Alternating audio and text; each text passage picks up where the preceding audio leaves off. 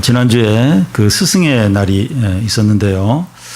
요즘 그 학교에서는 선생님에게 카네이션도 이제 드리면 안 되고 편지도 이제 쓰면 이제 안 된다고 이렇게 한다고 합니다. 청탁을 예방하기 위한 것이라고 하지만 참 너무 이제 살벌한 그런 시대가 되지 않았나 생각됩니다. 훌륭한 선생님이 어떤 분일까요? 이 두 가지 음성을 가졌다고 이제 볼 수 있습니다. 학생이 잘못된 길을 가고 또 공부를 이제 하지 않거나 또 학생의 본분을 벗어날 때 훈계하는 어떤 강한 이제 음성을 내고, 또 학생이 실패하고 또 낙심해 있고 어려운 가운데 있을 때 위로해주는 그런 음성을 가진 분이라고 이제 생각을 할 수 있습니다. 이 시간에는 우리가 그동안 알고 있는 그 예수님과 다른 모습의 예수님을 이렇게 살펴보겠습니다.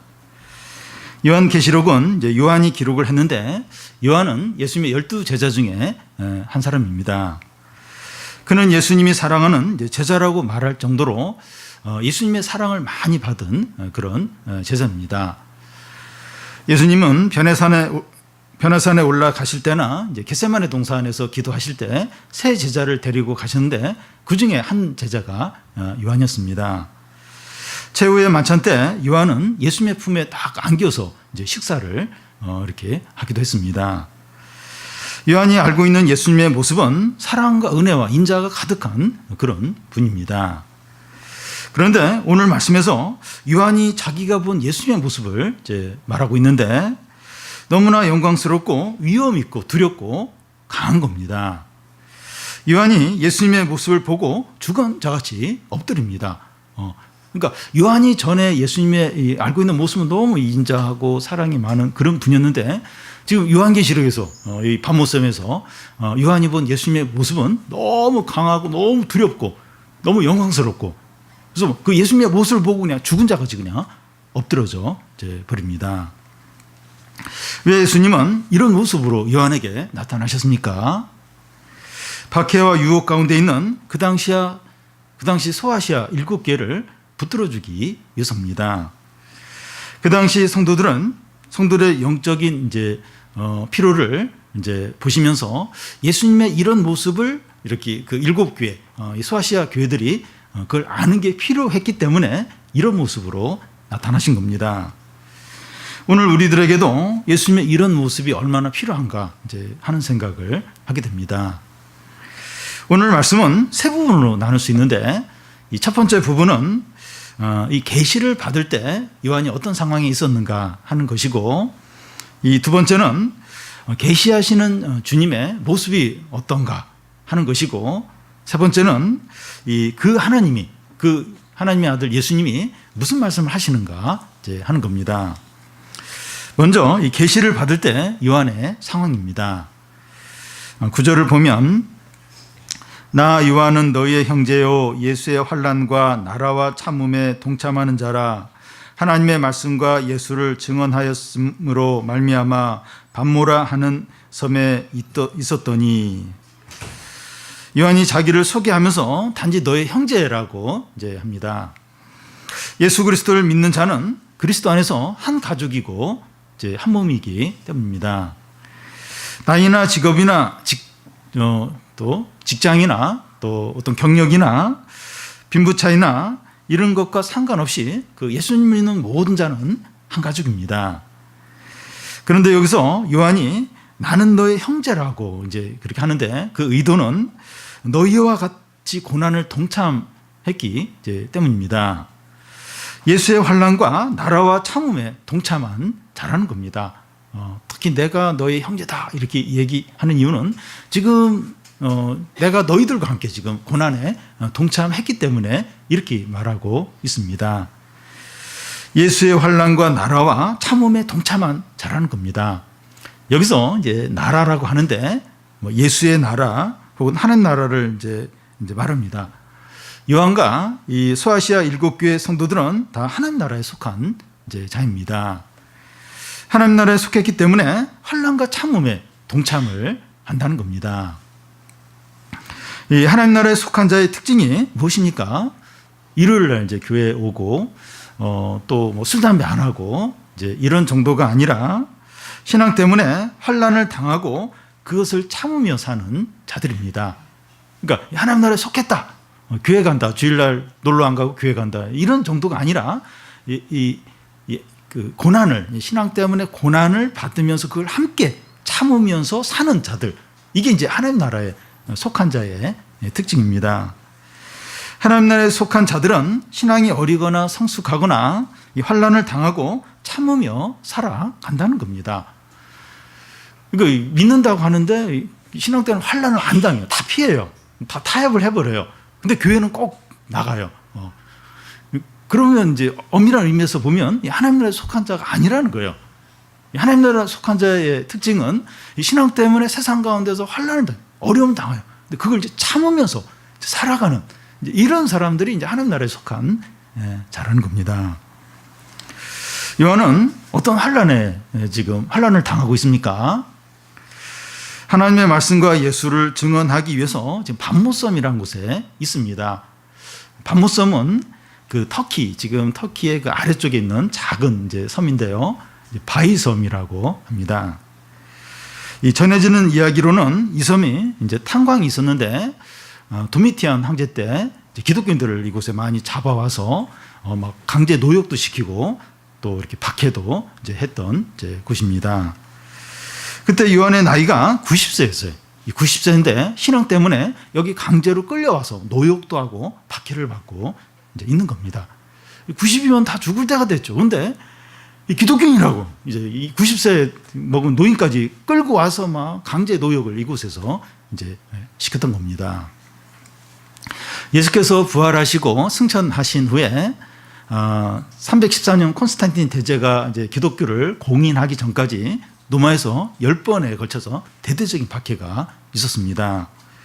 이 첫 번째 박해가 네로 황제 때 있었는데 이때 이제 그 바울이 이제 순교를 하게 되고요. 이제 두 번째 박해가 도미티안 황제 때 이제 박해가 일어났는데 이때 이제 요한이 이제 반모섬에 붙잡혀 와서 이제 여기서 이제 고생을 이제 하게 되었습니다. 10번의 이제 박해들은 이제 로마 황제들이 주도적으로 이제 박해를 이제 했는데요. 기록에 의하면 한 달 동안에 한 7만 명의 기독교인들이 처형을 당한 적도 있고 또 어떤 때는 하루 동안에 15,000명이 처형을 당하기도 하고 또 기독교인들이 사는 마을을 이제 몰살시키는데 그 마을에 이제 가운데 개천이 시냇물이 흐르고 있었는데 물 대신 피가 무르듯이 철철 흐르는 이제 그런 일도 있었다고 합니다. 처형 방법도 온갖 잔인한 방법을 다 썼는데 그 화형이 제일 어떤 면에서 신사적인 화형과 십자가형으로 처형을 시키기도 하고 또 이 맹수들에게 이렇게 물어 뜯겨 죽게 하는 극장 같은 데서 이제 그렇게 처형을 이제 했습니다. 하나님 나라에 속한 자는 그 세상으로부터 미움과 고통을 당합니다. 세상이 예수님을 대적했던 것처럼 예수님에게 속한 종들을 대적을 이제 하는 겁니다. 오늘날도 뭐 로마 시대처럼 그런 처형은 없지만 그 예수님에게 속한 자는 미워해요. 그렇게 조롱하고 이렇게 이제 불이익을 주려고 하고 그러니까 어떻게 해서든지 괴롭히고 고통을 이제 주려고 합니다. 우리는 서로에 대해서 형제 자매라고 부르는데 어떻게 우리가 이 형제 자매로 교제가 가능한가 하면 이 주님 때문에 당한 어려움과 아픔을 이렇게 함께 나눌 때 그때 이제 우리가 주님 안에서 한 가족이구나 하는 것을 느끼게 됩니다. 함께 막 교제하고 막 이렇게 밥 먹고 또 함께 게임하고 이래야만 이제 이게 우리가 한 가족임이 느껴지는 것이 아니라 뭐 말을 많이 안 하더라도 내가 좀 세상 가운데서 이렇게 좀 믿음으로 살면서 얼마나 어떤 아픔을 겪고 불이익을 겪었는가 그 얘기를 조금만 이렇게 함께 나눠도 그 눈빛을 보면서 우리가 한 가족이구나, 우리가 한 몸이구나 이것을 느낀다는 겁니다. 그 성도의 교제가 이제 그게 진정한 이제 교제라는 겁니다. 그런데 아무도 이렇게 세상에서 고난을 안 받아요. 신앙 때문에 고난을 안 받아요. 그리고 뭐 신앙은 그냥 이렇게 형식이고 막 욕심대로 이렇게 막 살다가 이제 모이면 할 얘기가 없어요. 이제 할 얘기가 없습니다. 스포츠 이야기하고 정치 이야기하고 드라마 얘기하고 맛있는 거 먹고 그러고 이제 헤어지는 것밖에 없다는 겁니다.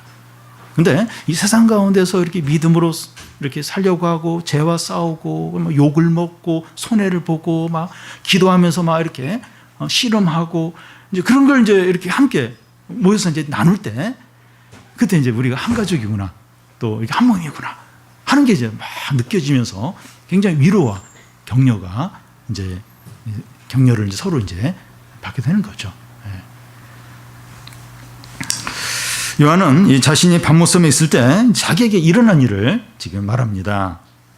10절, 11절을 보면 주의 날에 내가 성령으로 감동되어 내 뒤에서 나는 나팔소리 같은 큰 음성이 들리니 이르되 내가 보는 것을 두루마리에 써서 에베소, 서머나, 버가모, 두아디라, 사데, 빌라델피아, 라우디게아 등 7교회에 보내라 하시기로. 여기서 이 주의 날은 오늘날 주일을 이제 가리킵니다. 주일날 요한이 밤모섬에 혼자 있었습니다. 그때 요한에게 성령의 특별한 감동과 충만함이 임했습니다. 그러던 중에 그의 뒤에서 나팔 소리 같은 큰 음성이 들립니다. 어떤 음성이 들렸는가 하면 내가 보는 것을 두루마리에 써서 에베소와 서머나와 버가모와 두아디라와 사데와 빌라델피아와 라우디게아 7교회에 보내라는 겁니다.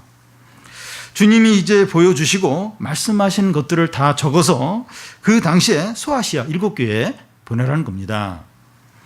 이게 무엇을 말하는가 하면 오늘 말씀뿐만 아니라 이 계시록의 모든 말씀은 그 당시 교회와 성도들의 신앙을 위해서 보내는 말씀이라는 겁니다.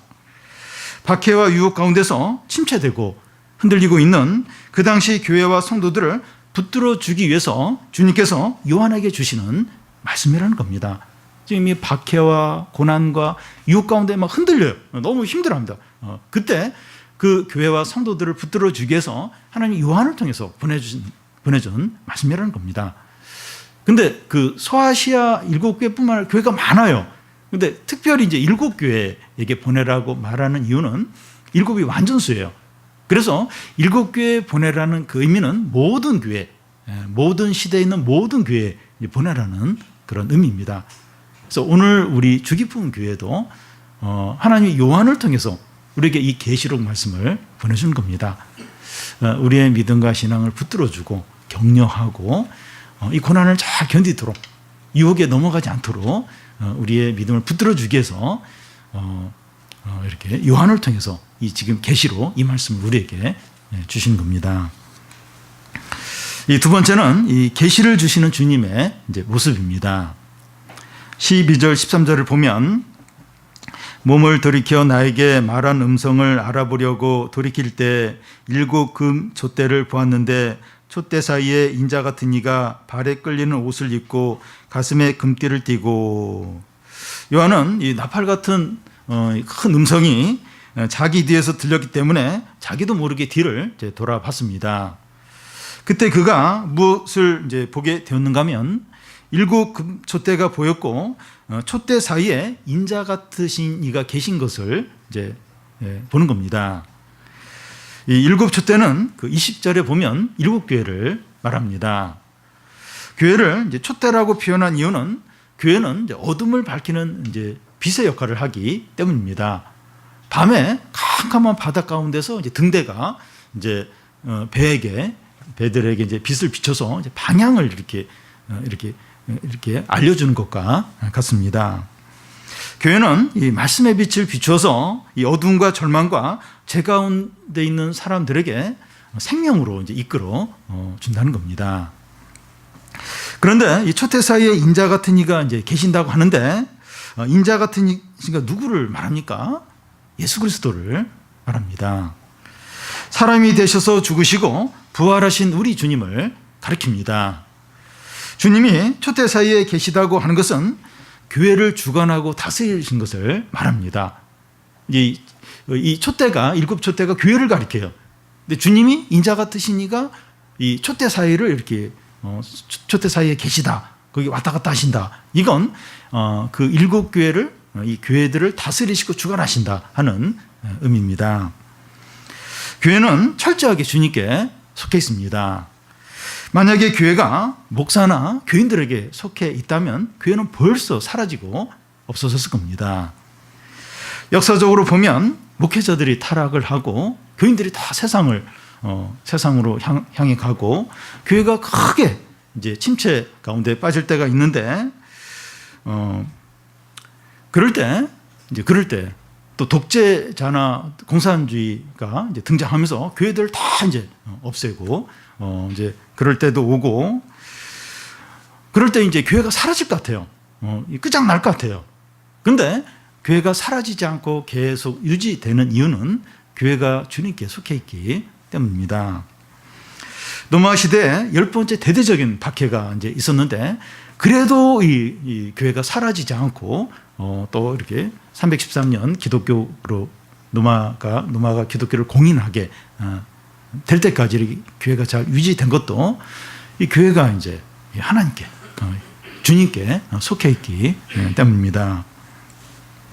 우리는 이 교회들이 아무리 침체가 되고 또 약해지고 불신앙에 빠져 있다고 해도 낙심하지 않아야 됩니다. 한국 교회가 점점 그렇게 돼가는 것 같아요. 점점.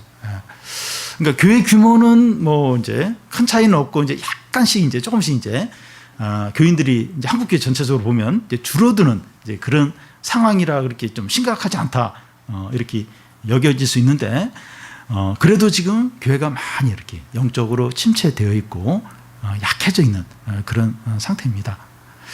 특히 이제 이 젊은 청년들이나 청소년들이나 그 이하 유초등부 이제 이런 쪽에 보면 훨씬 더 약해지고 있습니다.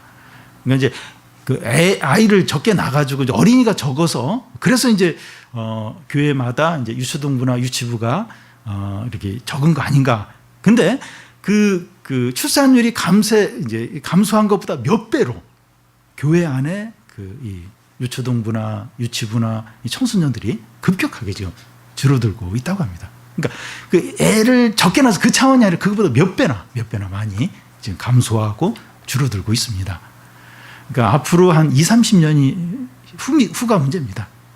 그러니까 지금 어른들은 죽을 때까지 교회 안 떠나요. 계속 이제 교회를 다닐 텐데 지금 청소년들 없어요. 교회. 없습니다. 부모는 교회 나가도 애들 교회 안 가요. 지금 교회가 현격하게 한국 교회가 지금 약해져 가고 있는데, 그러니까 뭐 불안해요. 이게 한국 교회 끝장나는 거 아닌가 이런 걱정이 이제 생길 수 있습니다. 그런데 하나님의 때가 되면 은혜와 성령을 부어 주셔서 다시 부흥이 일어날 수 있다는 겁니다. 이 교회 역사를 보면 계속 그런 일이 이제 반복이 되었습니다. 변하지 않는 사람에 대해서도 너무 낙심하지 않아야 합니다. 하나님께서 그 사람도 얼마든지 새 사람이 되게 하실 수 있습니다. 인자 같은 신이가 교회를 붙들고 계시다는 것을 기억을 이제 하시기 바랍니다. 이게 사람에게 달린 게 아니에요. 우리 자녀들도 부모에게 달린 게 아니에요. 교회도 뭐 목회자나 또 교인 숫자에 달린 것이 아니라 인자 같은 신이가 이 교회를 붙들고 있는 거예요. 그래서 얼마든지 막 부흥을 일으키고 놀라운 어떤 회복을 주실 수 있다는 겁니다. 사람들에 대해서도 물론 우리가 뭐 기도하고 계속 권면은 해야 되지만 주님이 얼마든지 새롭게 하시고 회복을 시키실 수 이제 있다는 겁니다. 요한은 그 인자 같은 신이가 입은 옷을 이제 보게 됩니다. 그 옷은 발에 끌리는 옷이었습니다. 이 고대 시대에는 발에 끌리는 그 이제 옷은 왕이나 왕비나 어떤 귀족들이 입었습니다. 전에 그 진시황의 초상화를 그린 그런 그림을 본 적이 있는데, 이 발에 끌리는 그런 긴 치마 같은 것을 입은 것을 이제 보았습니다. 제사장이나 이제 재판관들이 끌리는 옷을 입었습니다. 또 가슴에 이제 금띠를 띄었다고 하는데, 그 사극에 보면 임금들이나 높은 신하들이 금띠, 이제를 이렇게 두른 옷을 입은 것을 이제 보게 됩니다. 이 발에 끌리는 옷이나 이제 허리에 찬 이 금띠 같은 것은 위엄과 권세를 가리킵니다. 그러니까 그 하인 같은 종들은 이 끌리는 옷을 입으면 안 돼요. 이게 조금 짧은 옷을 입어야 팔팔이 다니면서 일을 해야 이제 되기 때문에. 근데 이제 이 귀족이나 왕이나 이런 사람들이 이제 발에 끌리는 긴 옷을 입고 치마 같은 걸 입고 또 이 금띠 가슴에 어떤 띠를 이제 둘렀죠. 그 당시에 로마 황제가 최고의 위엄과 권세로 여겨졌는데 주님만이 최고의 위엄과 권세라는 겁니다. 요한이 예수 그리스도의 그런 모습을 보고 최고의 위엄과 권세를 느끼는 겁니다. 예수님이 발에 끌리는 옷을 입고 이 띠를 두르신 걸 보면서 예수님에게서 최고의 권세와 위엄을 이제 느끼는 겁니다. 예수님의 이 머리와 털과 눈은 어떻다고 설명을 하고 있습니까? 14절을 보면 그의 머리와 털의 희기가 흰 양털 같고 눈 같으며 그의 눈은 불꽃 같고, 주님의 머리털이 어떤가 하는 것이 나오는데 희기가 양털 같고 눈 같다는 겁니다.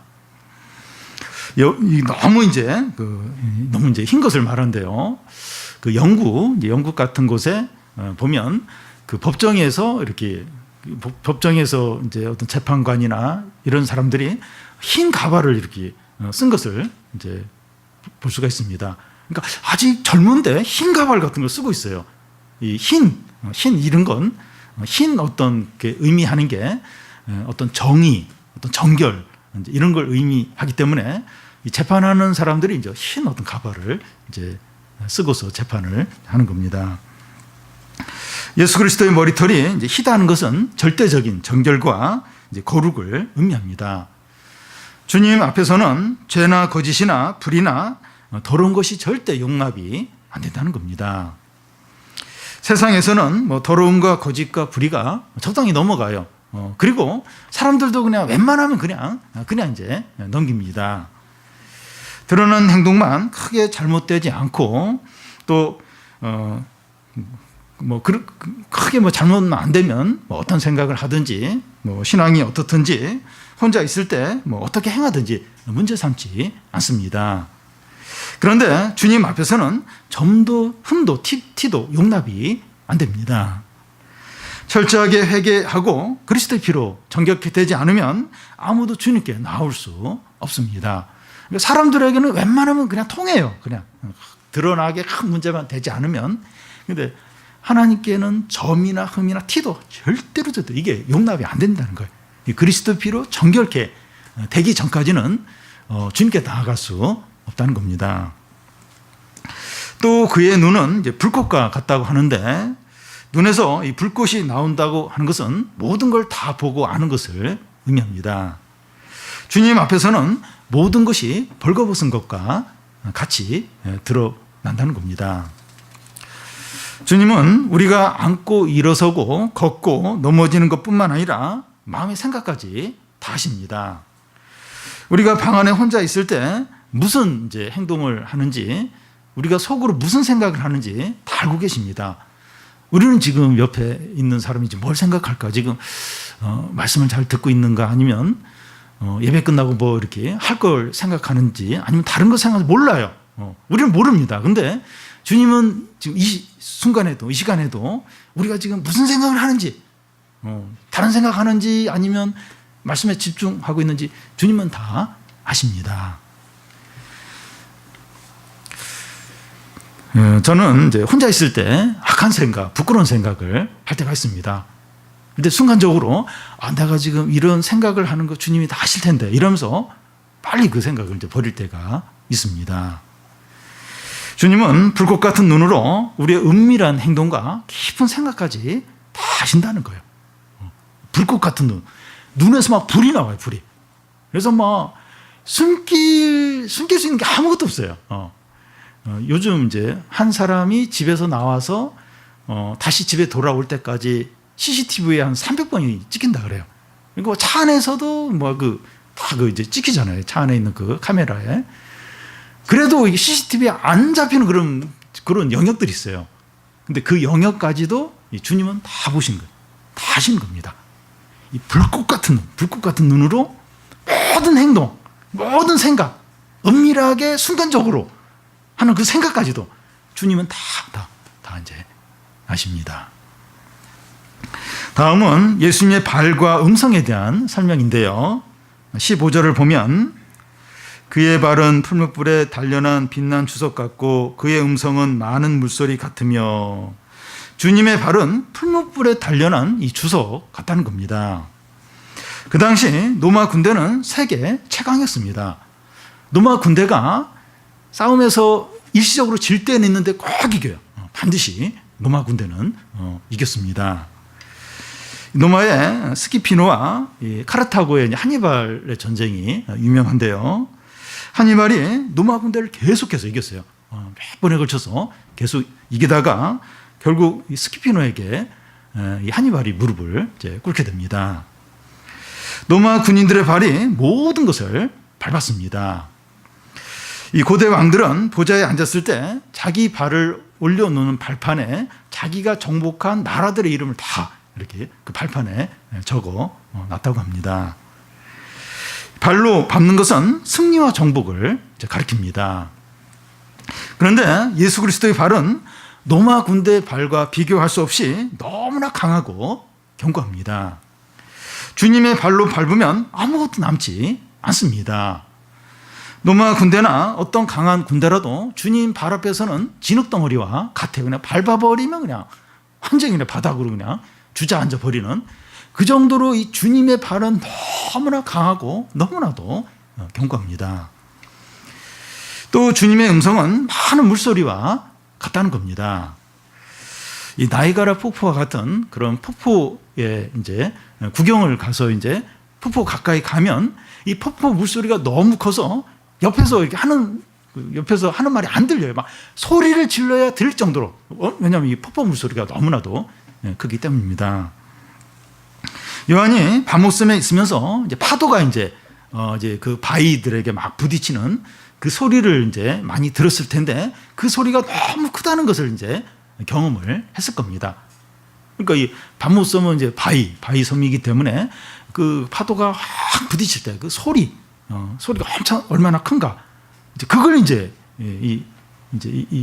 요한은 이제 생각을 이제 하는 겁니다. 주님의 음성이 많은 물소리와 같다고 하는 것은 주님의 말씀이 모든 소리를 압도를 한다는 겁니다. 사람들은 교만한 말을 하고 여러 가지 주장들을 하는데 주님의 말씀이 그 모든 소리들을 압도를 이제 하는 겁니다. 여러분, 이 사람들이 하는 말과 들리는 소문을 두려워하지 마시기 바랍니다. 오늘 예배를 이제 드리러 오면서 오늘 이제 들었던 어떤 소리들이 있을 겁니다. 어떤 사람들이 하는 말들, 어떤 소문들, 그리고 또 앞으로 예상되는 어떤 어려움들, 그런 사람들의 어떤 말 때문에 너무 이제 막 마음이 좀 심란하고 두렵고 걱정이 많이 될 수 있습니다. 그런데 이 주님의 말씀이 모든 소리를 압도해요. 그래서 예배 전에는 굉장히 막 마음이 좀 너무 염려되고 막 그 소리가 너무 막 강력해서 내가 막 그 소리에 막 짓눌리고 그랬는데, 이 주님의 말씀을 듣고 나니까 그 소리가 너무 사람의 소리가 약해지고 거의 자기에게 영향을 끼치지 못하는 그런 걸 느낄 때가 얼마나 많은지 모릅니다. 주님의 말씀은 많은 이렇게 물소리 같아요. 이 폭포수의 그 소리 같아요. 모든 소리, 모든 소문들을 다 압도하고 그걸 다 녹아버리고 사라지고 더 이상 우리를 주관하지 못하도록 한다는 겁니다. 네. 여러분, 우리가 그런 걸 많이 경험을 이제 했을 텐데요.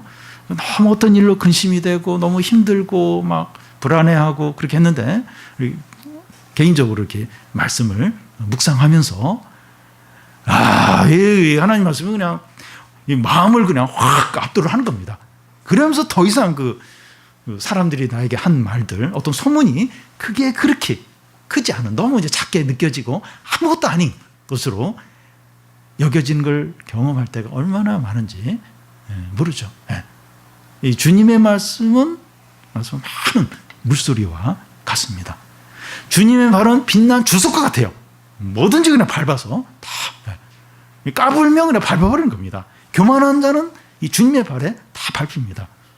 그 노마 제국도 그냥 주님이 밟아버리니까 천년의 역사를 가졌지만 그냥 뭐 싹 그냥 사라져 버렸죠. 다음은 그 예수님의 손과 입과 얼굴에 대해서 이제 설명하는데요. 16절을 보면 주의 오른손에 7뼈리 있고 그의 입에서 좌우에 날선 검이 나오고 그의 얼굴은 해가 힘있게 비치는 것 같더라. 주님의 오른손에 7뼈리 있다고 하는데 그 7뼈는 그 20절에 보면 7교회의 목회자를 이제 가리킵니다. 오른손은 능력을 가리킵니다. 주님이 능력으로 7교회의 목회자를 붙들고 계십니다. 주님이 딱 7교회의 목회자를 다 그 오른손으로 그 강한 팔로 붙들고 계신다는 겁니다. 교회 목회자는 주님이 세우시고 주님에게 속해 있습니다.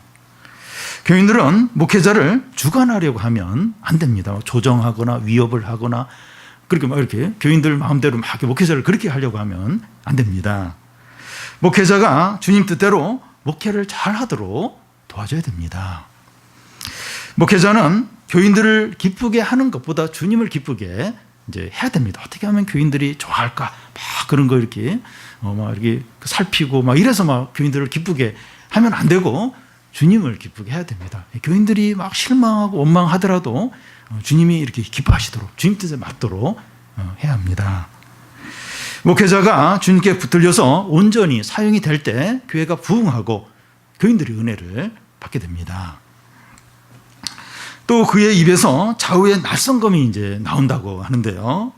칼 중에서 가장 예리한 칼이 수술실에서 사용하는 칼일 겁니다. 째고 자르고 도려내는데 제일 정확하게 할 수 있는 이제 칼입니다. 그와 같이 주님의 말씀은 좌우에 날이 선 그런 너무나도 예리한 칼이기 때문에 사람들의 골수를 쪼개고 또 마음 안에 있는 깊은 죄까지 수술할 수 있다는 겁니다.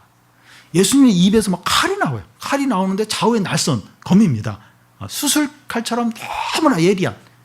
그래서 막 골수를 쪼개요. 골수를 쪼개고 그리고 막 사람 마음 안에 깊이 있는 것도 그런 죄까지 완전히 이제 도려 이제 냅니다. 하나님의 말씀 앞에 서면 행동으로는 문제될 게 없어요. 겉으로 뭐 문제될 게 아무 것이 없다 할지라도 생각이나 마음 깊은 곳에 또 잠재의식 가운데 욕심이나 음란이나 교만이나 불신앙이 있다면 그것을 다 수술하고 또 치료받게 합니다. 하나님의 말씀이 그래요. 그러니까 그 말씀을 듣기 전에, 말씀을 읽기 전에는 그냥 별 문제를 못 느꼈어요. 근데 이 말씀을 들으면서, 말씀을 읽으면서 내 마음 안에 이렇게 잠재되어 있던 어떤 욕심들, 어떤 분노들, 그게 이제 그게 막 이게 위로 올라오면서 그게 막 크게 느껴지면서 굉장히 막 양심의 가책을 느끼고 회개하고 그런 적들이 얼마나 많은지 모릅니다. 그러니까 하나님 말씀이 그런 거예요. 마음 깊은 곳에 잠재의식 가운데 있던 그리고 오래전에 있었던 어떤 그런 일들까지 다 생각나게 하고 이렇게 그걸 드러나게 해서 수술하는 게, 치료하는 게 하나님의 말씀입니다. 말씀 앞에서 조금의 죄나 거짓도 숨길 수가 없습니다. 그래서 어떤 면에서 그 예배 시간은 이제 즐거운 시간이라기보다는 부담스러운 이제 시간일 수 있습니다. 수술대에 누워서 여기저기 수술받고 치료받는 시간이기 때문입니다. 그러니까 뭔가 이렇게 계속 지적받고 뭔가 이렇게 검사받고 뭐가 드러나고 혹은 뭐 야단 맞고 이렇게 정죄받고 뭐 그런 느낌이 이제 들 때가 있어요. 그러니까 그게 이제 어떤 면에서 지금 제대로 예배를 드리고 있는 겁니다. 수술실에 딱 누워서 MRI 촬영, 또 엑스레이 촬영, 또 초음파 검사 하면서 우리 삶과 우리의 생각과 우리 마음 안에 어떤 죄들이 있고 어떤 욕심이 있고 어떤 악한 게 있고 어떤 음란한 게 있고 이게 다 이게 스캔되는 겁니다. 하면서 거기 다 뜨는 거예요. 그러면서 이제 이게 치료를 받는 거죠. 회복이 되는 거죠. 그게 이제 고통스러울 수 있어요. 고통스럽지만 이게 이제 회복되고 이제 이게 살아나는 시간이죠. 그래서 이 예배 시간이 마냥 즐겁고 편안하지는 않는 거예요. 물론 이제 위로를 주기도 하고 또 이렇게 기쁨을 주기도 하지만 이제 이렇게 수술 받고 치료 받고 회복되는 그런 시간이기 때문입니다. 또 그의 얼굴이 해같이 힘있게 이제 비친다고 이제 하는데요. 여러분 해를 이렇게 쳐다보면 오래 못 쳐다봐요. 금방 쳐다보다 그냥 눈을 감게 됩니다. 바울은 이 다메섹 동상에서 환한 빛 가운데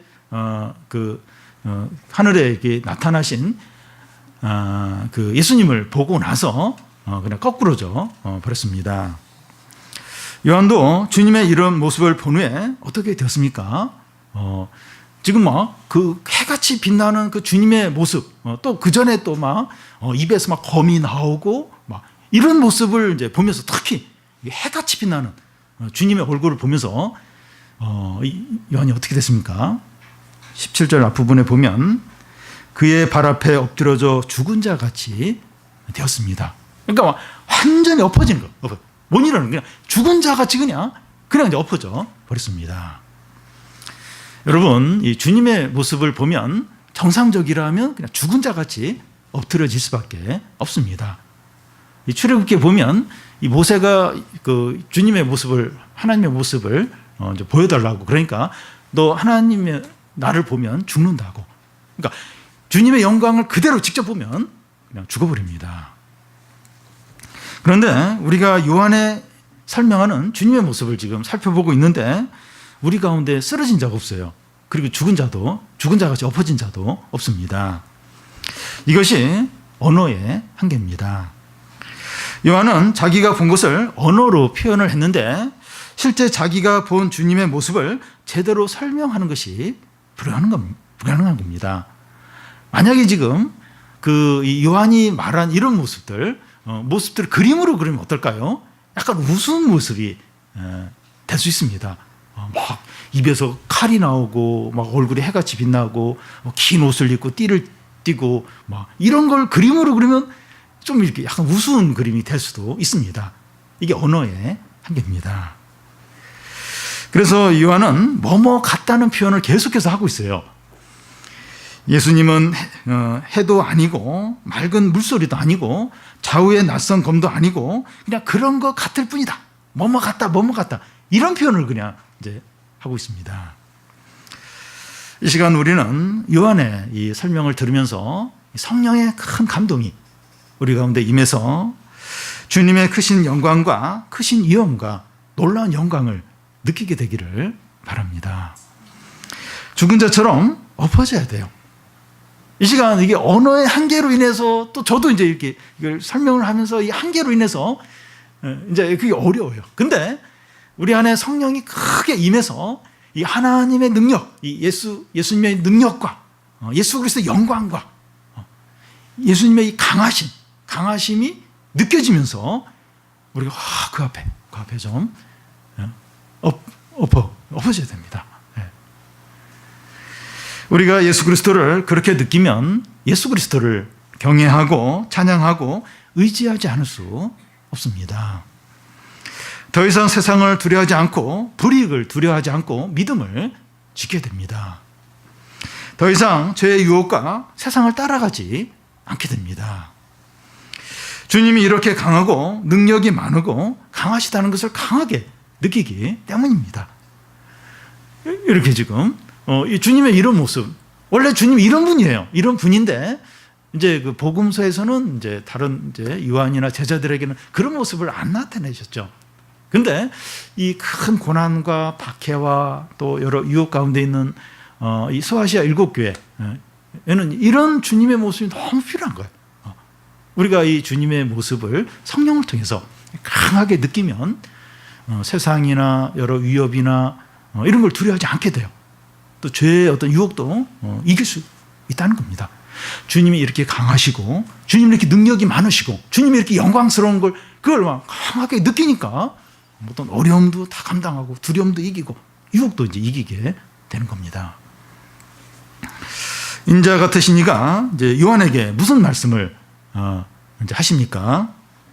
17절 끝부분부터 보면 나는 처음과 마지막이니 곧 살아있는 자라. 내가 전에 죽었었노라. 볼지어다 이제 세세토록 살아있어 사망과 음부의 열쇠를 가졌노니 그러므로 내가 본 것과 지금 있는 일과 장차 될 일을 기록하라.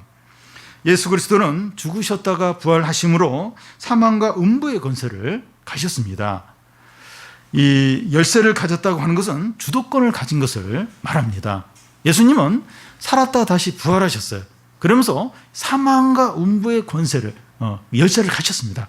그러니까 이 사망과 또 어떤 사단과 이 세상의 모든 것에 이 주도권을 예수님이 가졌다는 겁니다. 예수 그리스도가 온 세상뿐만 아니라 세상과 사단을 이기시고 주도권을 가졌습니다. 예수님 제자들에게 내가 세상을 이겼노니 담대하라고 그렇게 말씀을 하셨습니다. 우리도 지금 어떤 문제로 고민하는 문제가 있을 수 있어요. 뭐 사업이나 직장이나 여러 어떤 사람 관계에 있어서 뭔가 어떤 강한 사람이 뭔가 그걸 딱 이렇게 쥐고 있기 때문에 내가 지금 고생을 하고 일이 지금 어렵고 이제 그런 게 있을 수 있어요. 근데 그 문제에, 그 힘든 문제의 주도권을 그 힘 있는 사람이 쥐고 있는 것이 아니라 주님이, 예수님이 사망과 사단과 세상을 이기신 주님이 그 주도권을 갖고 계신 겁니다. 사망과 음부의 권세를, 음부의 이 주도권을 갖고 계신다고 하는 것은 온 세상과 우리의 모든 문제와 이 주도권을 주님이 다 가지신 것을 의미합니다. 우리도 이제 이렇게 너무 힘들고 어떤 문제로 참 이렇게 낙심이 될 때 그 문제 가지고 주님께 기도를 했는데 얼마 후에 그 문제가 해결이 되고 또 이렇게 다 이렇게 잘 일이 되는 경우가 종종 있는 것을 우리는 경험을 해서 알고 있을 겁니다.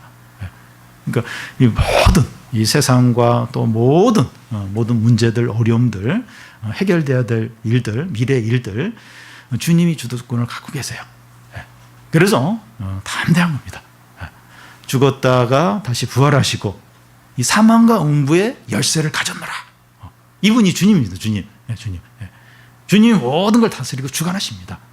주님을 바라보면서 주님께 기도하는 거죠. 그리고 그 주님을 의지해서 담대한 거예요. 어떤 상황에서도 담대한 용기를 갖는 겁니다.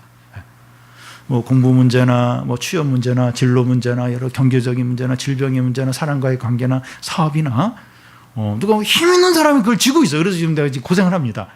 근데 그 힘 있는 사람이 그걸 주도하는 게 아니라 그 위에 계신 주님이 주도를 하신 거예요. 절대로 약한 마음 먹지 않고 담대.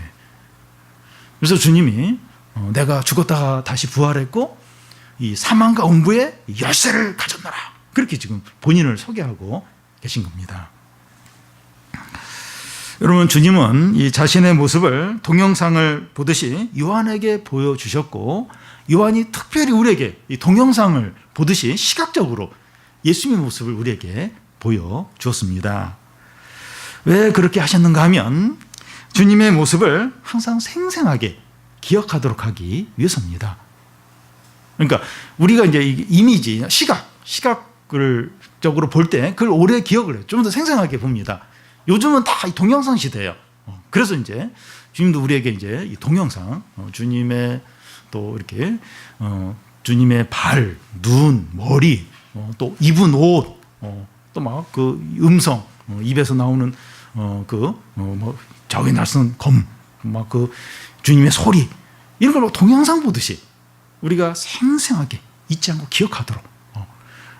그러니까 우리 자꾸 잊어버려요. 주님이 너무 이렇게 나약한 그런 모습만 이제 생각을 많이 이제 합니다. 근데 주님은 절대 나약하고 또 이렇게 힘이 없고 그런 분이 절대로 아니에요. 너무나도 강해. 요한이 그 주님의 모습을 보고 그냥 엎어져서 죽은 자같이 그냥 엎어져 버렸습니다.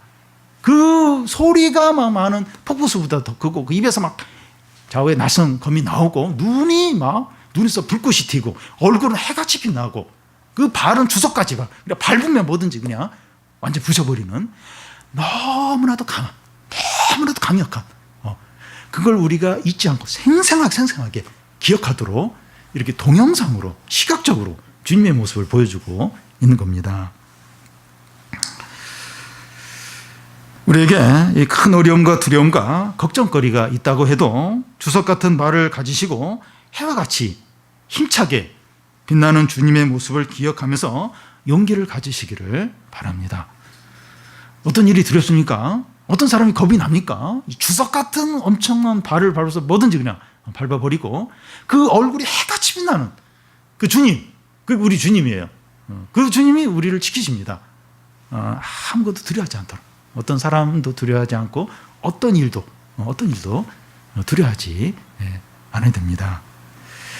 그리고 우리에게 여러 가지 유혹이 올 때 불꽃 같은 눈을 가지시고 입에서 좌우의 낯선 검이 나오는 주님의 모습을 생각하면서 이 죄의 유혹을 이기시기를 바랍니다.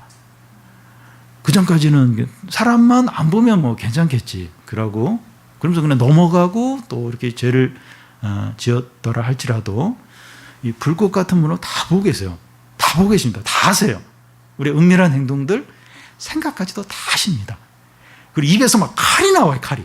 그 칼이 나와서 그 말씀으로 다 쪼개고 다 수술하고 다 그렇게 하는 겁니다. 우리 이걸 생각하면서 이게 이 죄의 유혹들 이거에 이렇게 이제 약해지지 않도록, 이게 좀 다 보시는데 다 아시는데 입에서 그 양날의 이 칼 같은 말씀이 나와서 다 수술할 텐데 그래도 괜찮을까? 그래서 절대로 이렇게 죄의 유혹에 넘어가지 않도록